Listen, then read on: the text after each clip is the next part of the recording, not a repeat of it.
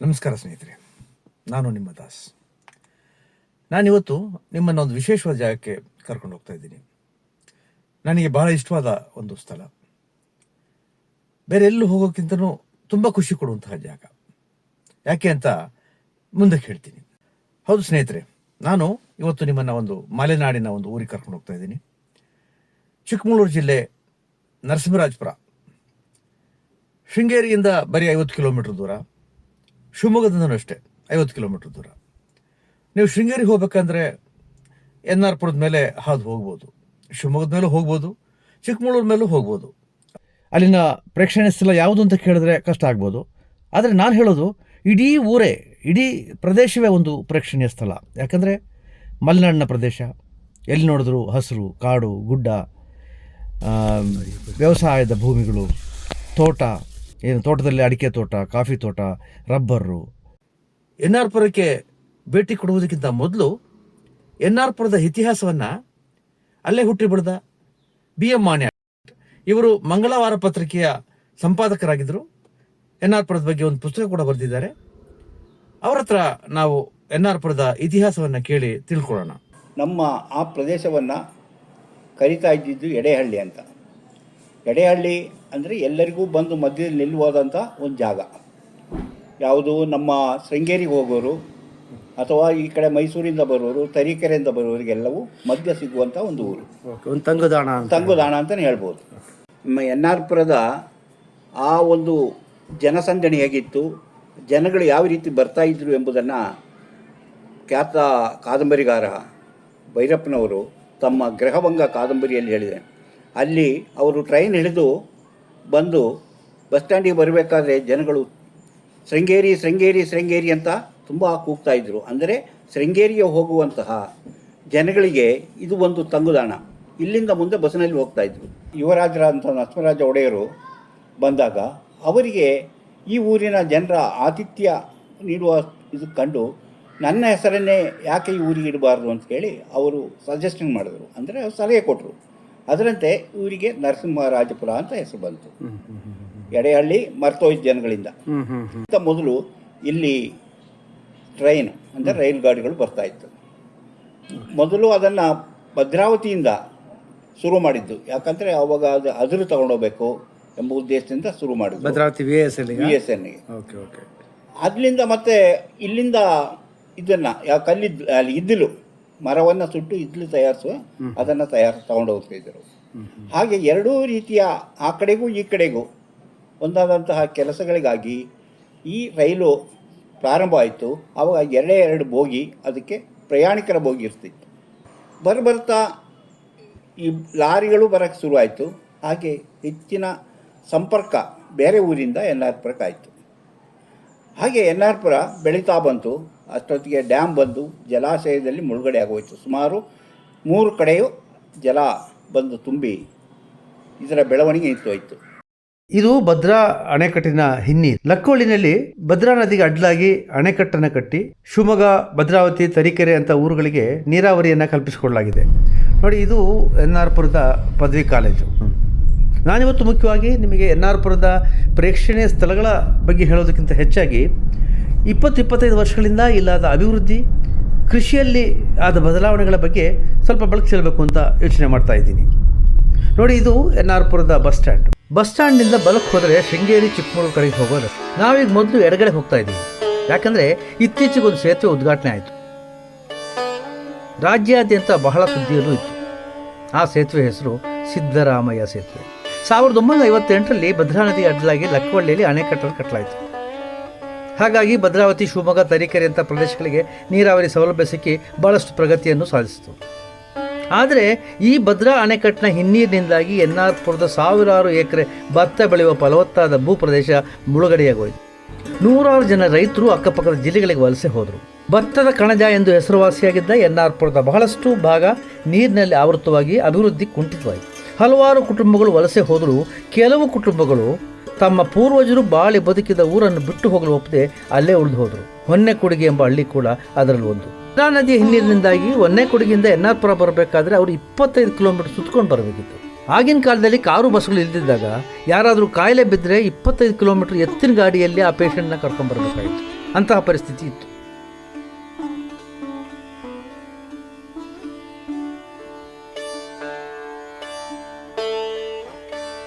ಎರಡು 2016ರಲ್ಲಿ ಕರ್ನಾಟಕ ರಾಜ್ಯದ ಆಗಿನ ಮುಖ್ಯಮಂತ್ರಿಗಳಾದಂತಹ ಸಿದ್ದರಾಮಯ್ಯನವರು NR ಬರ್ತಾರೆ.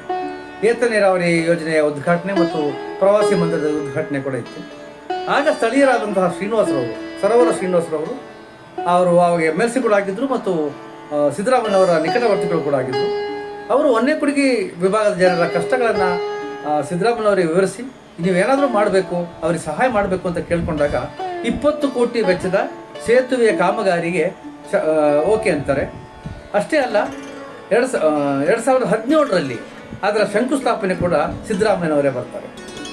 ಮುಂದೆ ಸಿದ್ದರಾಮಯ್ಯನವರು ಅಧಿಕಾರ ಕಳೆದುಕೊಳ್ತಾರೆ. ಅಲ್ಲದೆ ಕೋವಿಡ್ನಂತಹ ಮಹಾಮಾರಿ ಕೂಡ ಬರುತ್ತೆ. ಈ ಎಲ್ಲ ಸಮಸ್ಯೆ ಮತ್ತು ರಾಜಕೀಯ ಇಚ್ಛಾಶಕ್ತಿಯ ಕೊರತೆಯಿಂದಾಗಿ ಈ ಸೇತುವೆ ಕೆಲಸ ಹಾಗೆ ನೆನೆಗುದಿ ಬಿಡುತ್ತೆ. ಬರ್ತಾ ಕೆಲಸ ಆಗಿರೋ ಸೇತುವೆಯನ್ನು ಸ್ಥಳೀಯರು ಸಿದ್ದರಾಮಯ್ಯನ ಸೇತುವೆ ಹೇಗೆ ಬಿದ್ದಿದೆ ನೋಡಿ ಎಂದು ತಮಾಷೆ ಮಾಡಲಾರಂಭಿಸ್ತಾರೆ. ಅವ್ರಿಗೆ ಗೊತ್ತಿಲ್ಲದಂಗೆ ಅವರು ಆ ಸೇತುವೆಗೆ ಸಿದ್ದರಾಮಯ್ಯ ಸೇತುವೆ ಅಂತ ನಾಮಕರಣ ಮಾಡ್ತಾ ಹೋಗ್ತಾರೆ. 2023ರಲ್ಲಿ ಸಿದ್ದರಾಮಯ್ಯನವರು ಮತ್ತೆ ಅಧಿಕಾರಕ್ಕೆ ಬರ್ತಾರೆ. ಮತ್ತೆ ಅಗತ್ಯವಾದ ಫಂಡನ್ನು ಬಿಡುಗಡೆ ಮಾಡಲಾಗುತ್ತೆ. ಸುಂದರವಾದ ಈ ಸೇತುವೆ ಏಪ್ರಿಲ್ 13, 2026ರಂದು ಲೋಕಾರ್ಪಣೆ ಆಗುತ್ತೆ.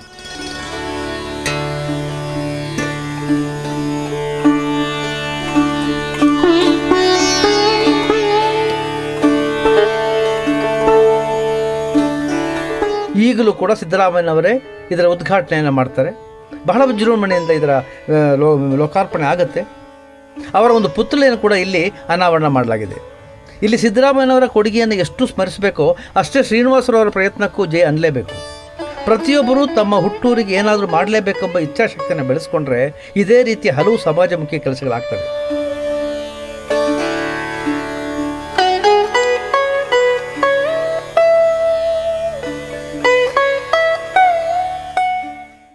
ಸಿದ್ದರಾಮಯ್ಯ ಸೇತುವೆ ನೋಡಿಕೊಂಡು ಮತ್ತೆ ಬಸ್ ಸ್ಟ್ಯಾಂಡಿಗೆ ಬಂದು ನೋಡಿ, ಇದು NR ಬಸ್ ಸ್ಟ್ಯಾಂಡು.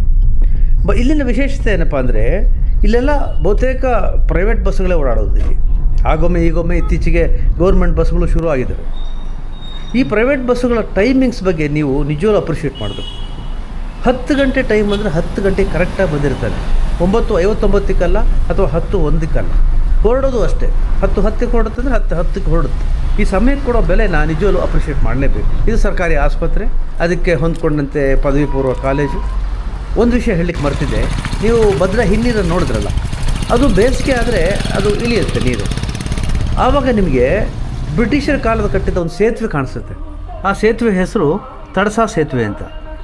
ಸುಮಾರು 100 ವರ್ಷಗಳ ಹಿಂದೆ ಕಟ್ಟಿದ್ದು. ಸುಣ್ಣ ಮೊಟ್ಟೆ ಅದೇನೇನೋ ಹಾಕಿ ಮಾಡಿರುವಂಥದ್ದು. ಇವತ್ತಿಗೂ ಕೂಡ ಒಂದು ಕಲ್ಲು ಅಲ್ಲಾಡಿಲ್ಲ ನೋಡಿ. ವರ್ಷದ 2-3 ತಿಂಗಳು ಬಿಟ್ಟರೆ ಉಳಿದೆಲ್ಲ ಕಾಲಗಳು ಅದು ನೀರಿನಲ್ಲೇ ಮುಳುಗಡೆ ಆಗಿರುತ್ತೆ. ಆದರೂ ಕೂಡ ಅದು ತನ್ನ ಗಟ್ಟಿತನವನ್ನು ಬಿಟ್ಟಿಲ್ಲ ನೋಡಿ. ನಿಮ್ಮ ಮುಂದೆ ಕಾಣಿಸ್ತಾ ಇರೋದು ಜ್ವಾಲಾಮಾಲಿನಿ ದೇವಿ ಅತಿಶಯ ಕ್ಷೇತ್ರ. ಸಿಂಹನಗದ್ದೆ ಬಸ್ತಿಮಠ ಅಂತಲೂ ಹೇಳ್ತಾರೆ. ಸಿಂಹನಗದ್ದೆ ಅಂತ ಹೆಸರು ಬರಲಿಕ್ಕೆ ಒಂದು ವಿಶೇಷವಾದ ಕಾರಣ ಇದೆ. ಇಲ್ಲಿ ಸಿಂಹ ಮತ್ತು ಹಸು ಒಟ್ಟಿಗೆ ಮಲಗಿದ್ದನ್ನು ಇಲ್ಲಿನ ಗ್ರಾಮಸ್ಥರು ಕಂಡಿದ್ದರಂತೆ. ಹಾಗಾಗಿ ಇದು ಪವಿತ್ರ ಸ್ಥಳವೆಂದು ಗುರುತಿಸಿ ಇಲ್ಲಿ ದೇವಸ್ಥಾನವನ್ನು ಕಟ್ಟಿದ್ರಂತೆ. ಹಾಗಾಗಿ ಈ ಹೆಸರು ಬಂತು ಅಂತ ಹೇಳ್ತಾರೆ. ಇದೊಂದು ದಿಗಂಬರ ಜೈನ ಬಸದಿ. ಈ ದೇವಸ್ಥಾನದ ಇತಿಹಾಸ ವಿಜಯನಗರ ಅರಸರ ಕಾಲ 15ರಿಂದ 16ನೇ ಶತಮಾನದವರೆಗೂ ವ್ಯಾಪಿಸುತ್ತೆ. ಈ ದೇವಸ್ಥಾನವು ಜ್ವಾಲಾಮಾಲಿನಿ ದೇವಿಗೆ ಸಮರ್ಪಿಸಲಾಗಿದೆ. ತೀರ್ಥಂಕರ ಚಂದ್ರಪ್ರಭರ ಕಾವಲು ದೇವತೆ ಈ ಜ್ವಾಲಾಮಾಲಿನಿ ದೇವಿ. ದೇಶದ ಮೂಲೆ ಮೂಲೆಗಳಿಂದ ಭಕ್ತಾದಿಗಳು ಈ ದೇವಸ್ಥಾನಕ್ಕೆ ಹರಿದು ಬರುತ್ತಾರೆ. ಅವರಿಗೆಲ್ಲ ಉಳಿದುಕೊಳ್ಳಲು ವ್ಯವಸ್ಥೆಯನ್ನು ಮಾಡಲಾಗಿದೆ. ಹಳ್ಳಿಯ ರಸ್ತೆ, ಸುತ್ತಲೂ ಕಾಡು. ಆದರೆ ಈ ಕಾಡು ನೈಸರ್ಗಿಕವಾಗಿ ಬಂದದಲ್ಲ. ಫಾರೆಸ್ಟ್ ಡಿಪಾರ್ಟ್ಮೆಂಟ್ನವರು ಬೆಳೆಸಿರುವಂತಹ ಅಕೇಶಿಯಾ ಗಿಡಗಳು. ಅದು ನಿರ್ದಿಷ್ಟ ಕಾಲದ ನಂತರ ಅದನ್ನು ಕಟಾವು ಮಾಡಲಾಗುತ್ತೆ.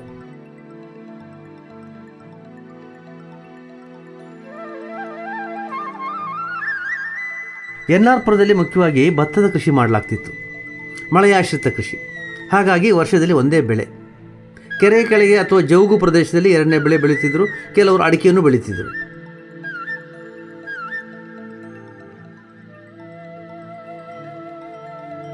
ಬೋರ್ವೆಲ್ ಎಂಬ ಅದ್ಭುತ NR ಕಾಲಿಟ್ಟಿದ್ದೇ ಇಡೀ ವ್ಯವಸಾಯ ಪದ್ಧತಿಯ ಚಿತ್ರಣವೇ ಬದಲಾಯಿತು. ಸ್ಪ್ರಿಂಕ್ಲರ್ಗಳು ಇಡೀ ವರ್ಷ ಭೂಮಿಗೆ ಯಥೇಚ್ಛವಾಗಿ ನೀರನ್ನು ಪೂರೈಸಿತು. ಹಾಗಾಗಿ ರೈತರು ಭತ್ತದ ಬದಲು ವಾಣಿಜ್ಯ ಬೆಳೆಗಳ ಕಡೆ ಮುಖ ಮಾಡಿದರು. ಮುಖ್ಯವಾಗಿ ಅಡಿಕೆ.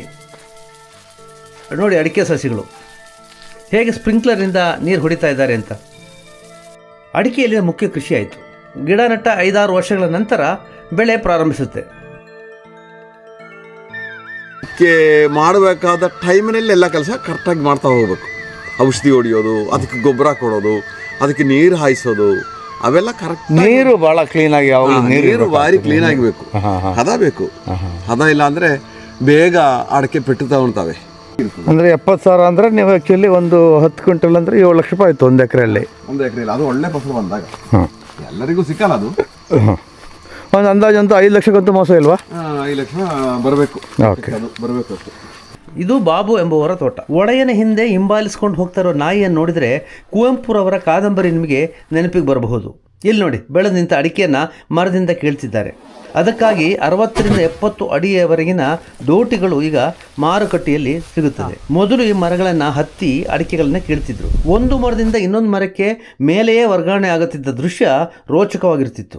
ಅಷ್ಟೇ ಅಪಾಯಕಾರಿ ಕೂಡ. ಕಿತ್ತ ಅಡಿಕೆಗಳನ್ನು ಟ್ರ್ಯಾಕ್ಟರ್ನಲ್ಲಿ ಸಾಗಿಸ್ತಾ ಇದ್ದಾರೆ. ಅಡಿಕೆ ಕೊಯ್ಲು ಬಂತೆಂದರೆ ಮಲೆನಾಡಿನಲ್ಲಿ ಹೆಂಗಸರ ಹಿಂಡು ಅಡಿಕೆ ಸಿಪ್ಪೆ ತೆಗೆಯುವ ಕೆಲಸದಲ್ಲಿ ತೊಡಗ್ತಾ ಇದ್ರು. ಈಗ ಈ ಅಡಿಕೆ ಸುಲಿಯುವ ಮಿಷನ್ನ ಆವಿಷ್ಕಾರದಿಂದ ಅಂತಹ ದೃಶ್ಯವೆಲ್ಲ ಮಾಯವಾಗುವುದು.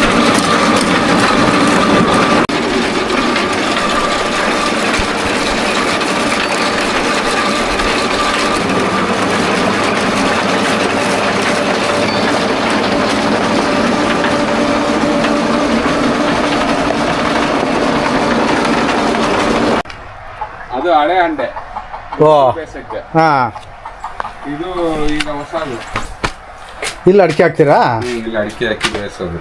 ಹಾಂ, ಅದು ಬೆಂಕಿ ಆ ಕಡೆಯಿಂದ ಕೊಡ್ತೀವಿ. ಇಲ್ಲಿ ಒಣಗಿದು 2 ಕ್ವಿಂಟಲ್ ಬರುತ್ತೆ. ಬೆಂಕಿ ಈ ಕಡೆಯಿಂದ ಹಾಕೋದು.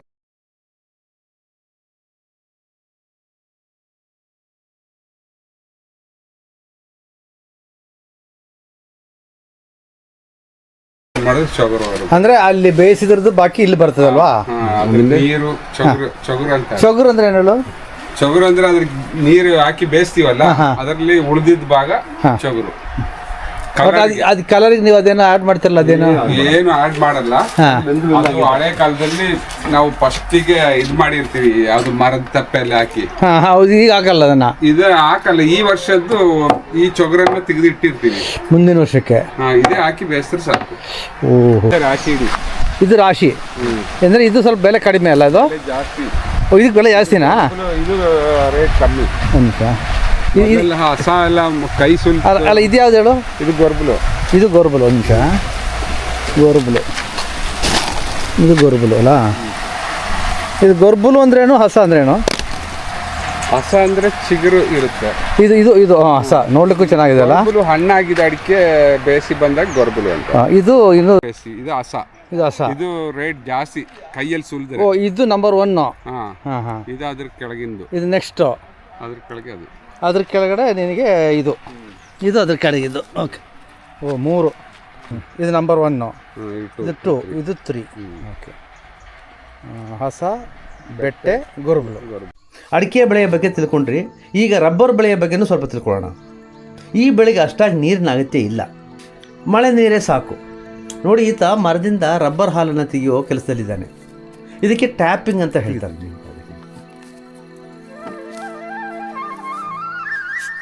ಫುಲ್ ಎಷ್ಟು 150 ಗಿಡ ಮಾಡಲಿಕ್ಕ 3 ಗಂಟೆ ಬೇಕಾ?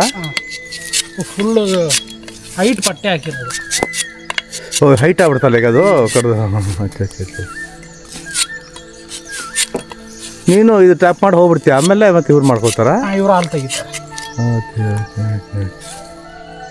ಒಂದು ಎಕರೆಗೆ ಸುಮಾರು 180 ಮರಗಳನ್ನು ನೆಡಬಹುದು.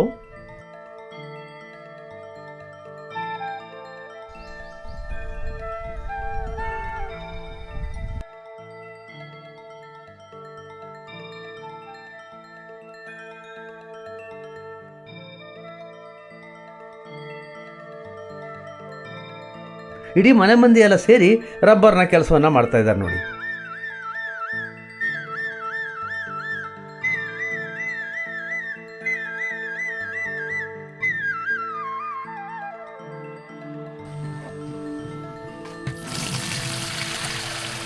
ಒಂದಂದ್ರೆ ಇವಾಗ ಆಸಿಡ್ ಹಾಕೋದು 1 ಗ್ಲಾಸ್, ಅದಕ್ಕೆ ಆಸಿಡ್ ಹಾಕಿದ್ದು, ಈಗ ನೀರು ಹಾಕಿದ್ದು, ಈ ಹಾಲನ್ನ ಇದಕ್ಕೆ ಹಾಕೋದು, ಡಿಶ್ ಹಾಕೋದು. ಈ ನೊರೆನ ಕರೆಕ್ಟಾಗಿ ತೆಗೆದುಬಿಟ್ರೆ ಒಳ್ಳೆ ಕ್ಲೀನಾಗಿ ಮೇಲೆ ಚೆನ್ನಾಗಿ ಬರುತ್ತೆ, ಕ್ಲೀನಾಗಿ ಬರುತ್ತೆ. ಕ್ಲೀನ್ ಮಾಡ್ಕೋಬೇಕು. ಕ್ಲೀನ್ ಮಾಡಿಕೊಂಡ್ರೆ ಇದು ಗ್ರೇಡ್ ಸಿಟಿ ಹೋಗುತ್ತೆ. ಗ್ರೇಡ್ ಸಿಟಿ ಇದು ಹೆಪ್ಪಾಕಿದ್ದು, ಹೆಪ್ಪಾಕಿ ಆಸಿಡ್ ಹಾಕಿ ಹೆಪ್ಪಾಕಿ ಮಾರನೇ ದಿನ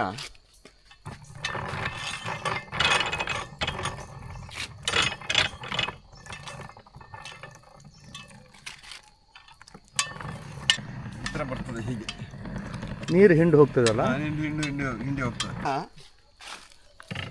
ಇದು ರಫ್, ಇದು ರಫ್, ಇದು ಟೈಟು.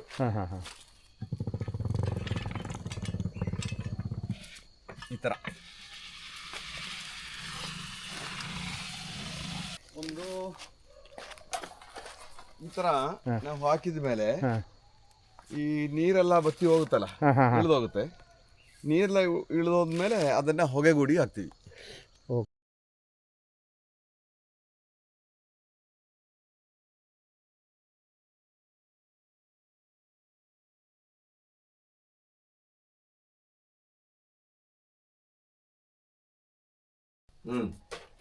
ಇದರಲ್ಲಿ ಶೀಟಲ್ಲಿದೆ, ಇದು ಶೀಟ್ಗಳು, ರಬ್ಬರ್ ಶೀಟ್ಗಳನ್ನು ಹೊಗೆಯಲ್ಲಿ ಒಣಗಿಸಿ ಆಮೇಲೆ ಅದನ್ನು ಮಾರಾಟ ಮಾಡ್ತಾರೆ. ಇತ್ತೀಚೆಗೆ ರಬ್ಬರ್ ಬೆಲೆ ಕಡಿಮೆ ಆಗಿರುವುದರಿಂದ ರಬ್ಬರ್ ಬೆಳೆಯ ಬಗ್ಗೆ ರೈತರಿಗೆ ಆಸಕ್ತಿ ಕಡಿಮೆ ಆಗ್ತಾ ಇದೆ. ಅಡಿಕೆ, ರಬ್ಬರ್ ಅಲ್ಲದೆ ಸಾಕಷ್ಟು ವಾಣಿಜ್ಯ ಬೆಳೆಗಳನ್ನು ಇಲ್ಲಿ ಬೆಳೆಯಲಾಗುತ್ತೆ. ತೆಂಗು, ಕಾಳುಮೆಣಸು, ಶುಂಠಿ, ಬಾಳೆ ಇನ್ನೂ ಮುಂತಾದ ಬೆಳೆಗಳನ್ನು ಬೆಳೆಯುತ್ತಾ ಪ್ರಗತಿಯ ಪಥದಲ್ಲಿದ್ದಾರೆ ಎನ್.ಆರ್. ಪುರದ ರೈತರು. ಎನ್.ಆರ್. ಪುರ ನನಗೆ ವಿಶೇಷವಾದದ್ದು ಯಾಕೆ ಹೇಳಿದೆ ಅಂದರೆ, ನಾನು ಹುಟ್ಟಿ ಬೆಳೆದ ಊರಿದು, ಹಾಗಾಗಿ ನನಗೆ ವಿಶೇಷವಾದ ಪ್ರೀತಿ. ಹಾಗೆ ನನ್ನ ತಂದೆ ತಾಯಿಗಳು ಪರ ಊರಿಂದ ಬಂದಾಗ ಇಲ್ಲಿ ಆಸರೆ ಕೊಟ್ಟು ಅವರಿಗೊಂದು ಬದುಕು ಕಟ್ಟಿಕೊಟ್ಟ ಊರಿದು, ಹಾಗಾಗಿ ಅದರ ಬಗ್ಗೆ ಗೌರವ. ನನ್ನ ಕಾರ್ಯಕ್ರಮ ನಿಮಗೆ ಇಷ್ಟವಾಯಿತು ಅಂತ ಭಾವಿಸ್ತೇನೆ. ನನ್ನ ಈ ಕಾರ್ಯಕ್ರಮ ನಿಮಗೆ ಇಷ್ಟವಾದಲ್ಲಿ ನನ್ನ ಚಾನಲ್ ಜ್ಞಾನಪ ಸಂಚಾರಿಯನ್ನು ಪ್ರೋತ್ಸಾಹಿಸಿ, ಸಬ್ಸ್ಕ್ರೈಬ್ ಮಾಡಿ. ನಮಸ್ಕಾರ.